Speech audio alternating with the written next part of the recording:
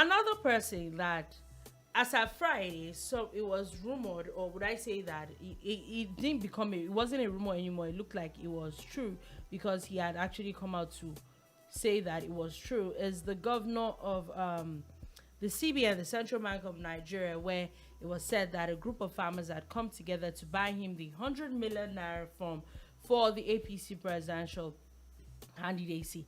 And he had put out a statement that he's not interested and that if he wants to buy a form after all these years, he would use his own money, but he's thankful for the gesture.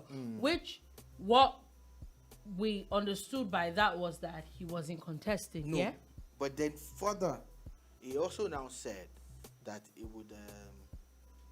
was talking to God, he was consulting and all of that, that he would respond. Consulting is, with the way we have the past few years, a few things have crept into our vocabulary. Yeah, like pandemic, face mask, unknown gunmen. You get all those kind of words that we don't use on a normal day before. Now it looks like consulting is. Yeah. So he said he would that it would, because everybody seems to he be couldn't consulting. respond. He couldn't respond to that. He couldn't say he was going to run. So apparently, the court decided to open somebody's behind. You too see. You too see. You too see. And no worry, carry on. So, a federal high court in Abuja today has now ordered the Independent National Electoral Commission and the Attorney General of the Federation to appear before it on May 12th to explain why the central bank governor should be disqualified from running president in 2023. So, there was also a conversation today. There was also a court case today where it was said that the court has rejected the governor's request to stop INEC. Now, it means that he went to court to stop INEC from disqualifying him from being in the election. Now, what the court has said invariably is that they cannot stop the request. They cannot stop INEC until the INEC and the Attorney General of the Federation comes to explain. So they denied his request. Then, not until when INEC and the Attorney General comes to explain themselves, they will now finally decide on it. But as of today, if INEC still decides to disqualify him, they would. Now, what does that tell me? It tells me that he had gone to court earlier, because for the court to say that today, it means he had gone to court earlier, that seeking that INEC not disqualify him. But Uncle, you said that you were still consulting. So when did you go to court? Now we're in the fact zone. Everything we want to talk about now, our opinion based on facts. Yeah. Dolupo has established, and the stories are out there for you to check, that the governor of the CBN initiated a case. And the case was not initiated yesterday. It was initiated days or weeks before the so-called farm was purchased by a so-called group of farmers. So you start to question. Remember that some vehicles were branded in preparation for CBN Governor Emefiele's campaign to be president of Nigeria. Again, he is entitled to be president of Nigeria based on his age, being a Nigerian, being born here, and all of that. But his argument is now that because according to the INEC and Attorney General of the Federation, that he's a political appointee. You see, but I'm coming. But just wanted to add that before you. Yeah. Then he's claiming that he's a public servant. So Section 84, subsection 12 of the Electoral Commission, which says political appointees need to resign, does not apply to him. Okay, so fine.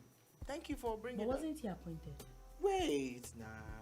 He's a public servant, Abi. You don't go. It's not. He's a public servant, Abi. Yeah. Who are public servants? Who are the other people who fall into the category of public servants? I don't. You don't need to Google that. Look, let's talk about it.